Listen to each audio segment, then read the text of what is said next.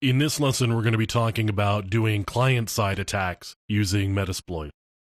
Now, client-side attacks is actually where we're going to set up a server inside of Metasploit, and then we're going to connect to that server using a client.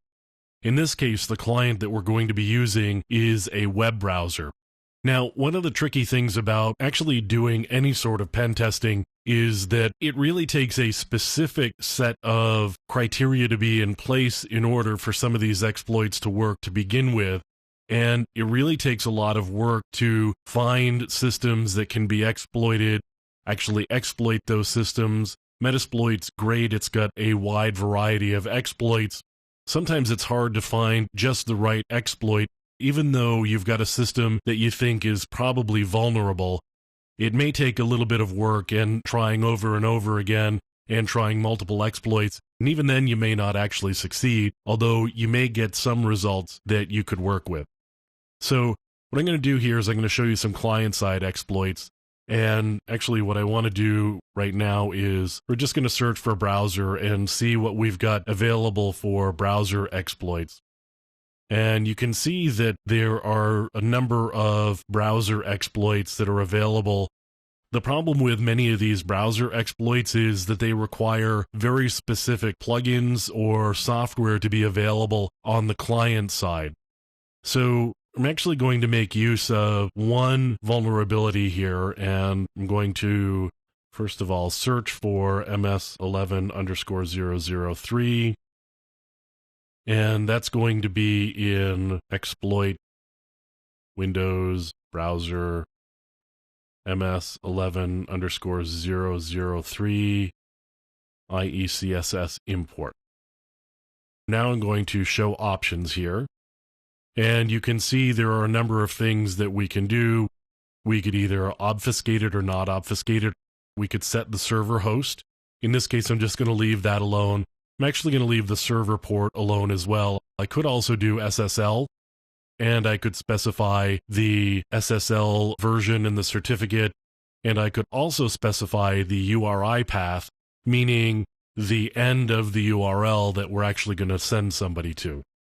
So once you've created this server on your Metasploit system, you actually would send the URL to somebody that you wanted to open it, and we would be exploiting their browser and hopefully getting a shell on their system.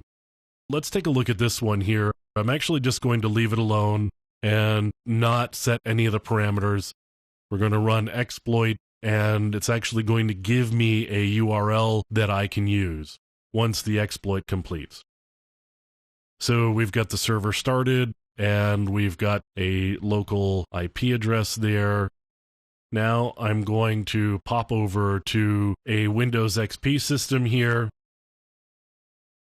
So 172.30.42.82:8080 and /cxwt.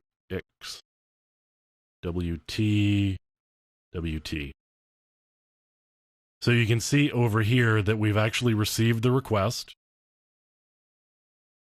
And we're sending the exploit message over. And you can see we actually caused a crash here. I'm not going to send this. And now it's going to try to recover it, and we're just going to continue crashing here until it fails. So now we've got the failure. That didn't actually exploit the system by the look of it here. I didn't actually have a shell over here. So that one doesn't work. Let's see if we can just try another.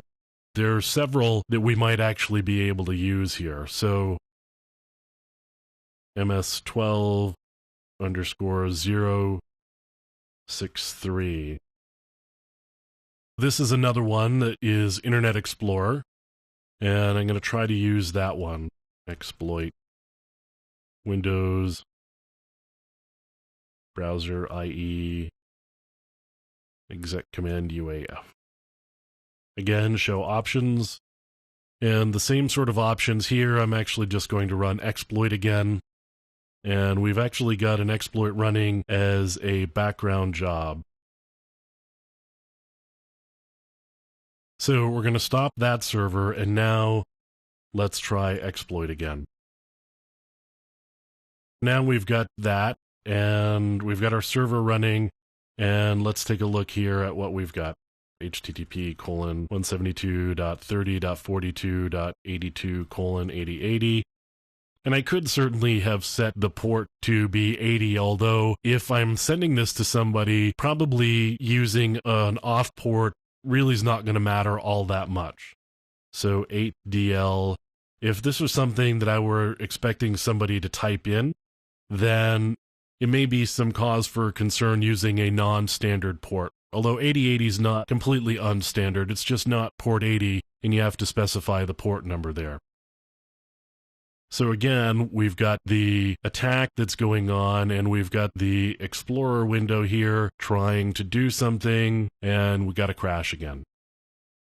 We didn't actually get a session open, but we did get a couple of crashes with these, so it may be a question of using the right payload, or it may be a question of trying it again.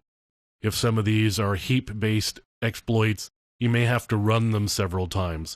So you can see this is how you would do client exploitation, but it does take a little bit of work in finding the right set of plugins and software on a particular host, and also the right set of vulnerabilities that are available. But that's how you would do client-side exploitation with Metasploit.